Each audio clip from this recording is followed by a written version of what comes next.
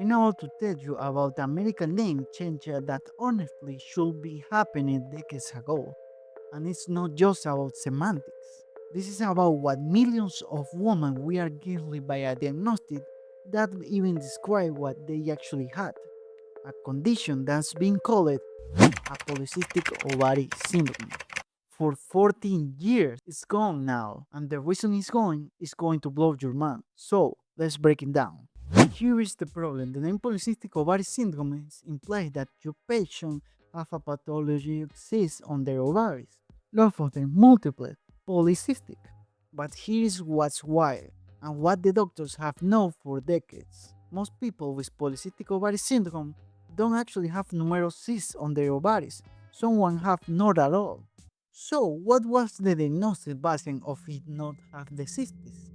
Well, back in the 30s, when the condition was first named, they looked at the ovaries under a ultrasound and saw multiple small follicles, and they thought, oh, those look like cysts. Spoiler, they weren't cysts, they were just small follicles. But the name stuck for 19 years, and it caused massive problems. For examples, imagine a patient comes with irregular periods, acne, weight gain, fertility issues. The doctors obviously orders an ultrasound. No she's found. Well, the doctor thinks she doesn't have the hallmark features of polycystic ovary syndrome, so maybe it's something else. Meanwhile, the patient actually does have polycystic ovary syndrome, but she's told she doesn't. She waits years for a real diagnosis, and some studies show up 70% of people with this syndrome initially is undiagnosed or misdiagnosed. And there is another problem, the name.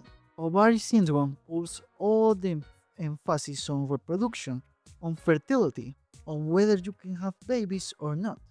But this syndrome isn't just a reproductive disorder, it's an endocrine metabolic disorder.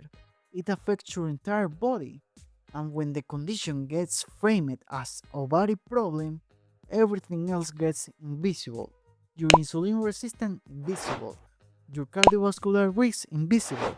Your mental health struggles with anxiety and depression invisible. Another problem is the stigma.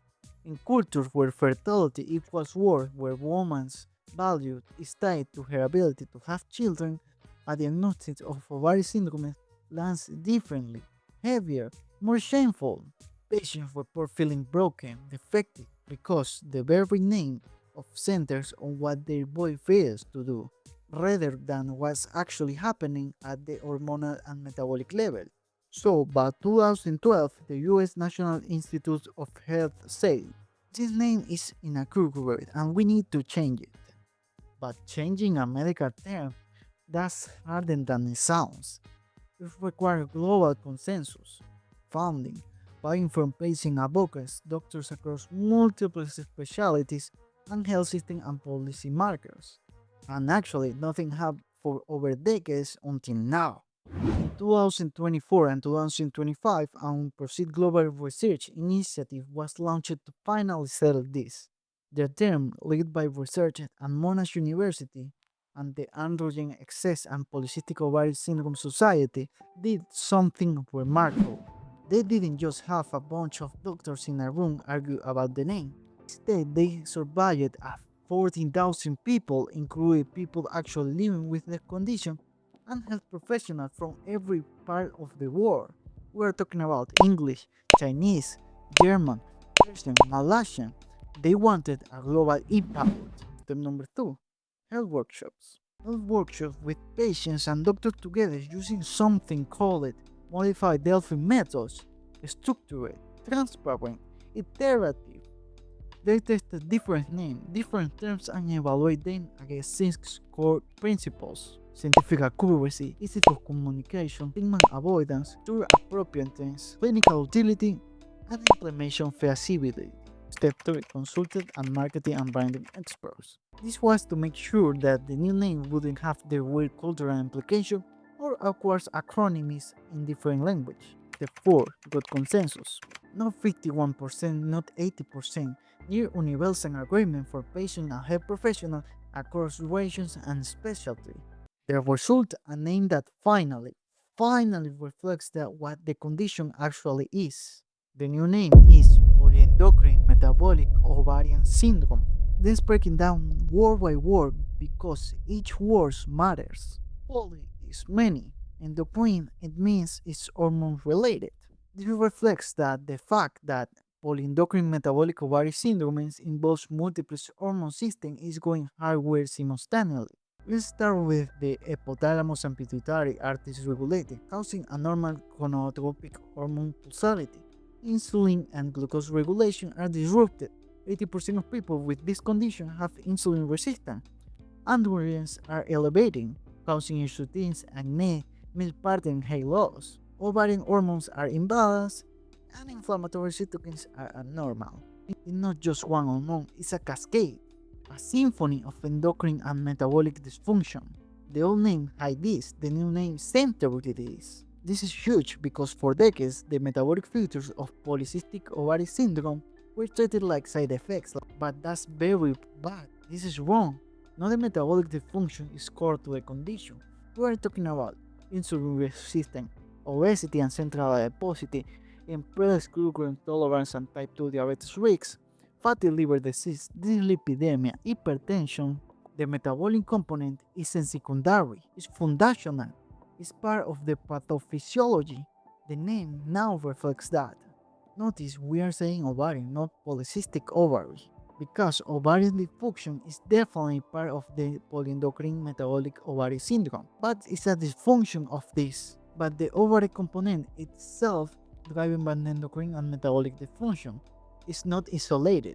It's the result of polyendocrine and metabolic problems upstream. So instead of center cis, we center at the actual organ dysfunction, the ovary. So here's the actual pathophysiology that the new name reflects. Increased gonadotropin hormone pulsatility, that elevates luteinizant hormone, excessive ovarian androgen production that produce insulin, acne, alopecia, and metabolic dysfunction. Meanwhile, the follicular stimulating hormone is relatively low or normal. Some follicles don't mature properly. They accumulate in the ovary. This isn't your pathological cyst. It's arrested follicular development. Also, insulin resistance is presented in 85% of people with polyendocrine metabolic ovary syndrome. And yes, even in lean women. This hyperinsulinemia amplifies androgen secretion and worsens metabolic features. Obesity, particularly central adiposity, is increasing this syndrome and actually caused a medallion randomized studies. Obesity worsens insulin resistance and androgen excess, creating a vicious cycle. And let me be very clear, this isn't just a semantic win. They change real outcomes. Doctors are now training to look for the endocrine and metabolic features, not just the ovarian cyst. That means faster diagnostic, fewer people waiting years to find out what's wrong. And instead of just seeing a gynecologist for the fertility piece, patients now are getting care from endocrinologists, cardiologists, nutritionists, and mental health providers because the condition is understood as systemic. Reduce stigma. The name no longer centers on reproduction. It doesn't say your ovaries are broken. It says your endocrine and metabolic systems are dysregulated. Its difference is more accurate. That's less shame. Now, the transition isn't happening just overnight. There is a 2-year managed transition period where both names will be used.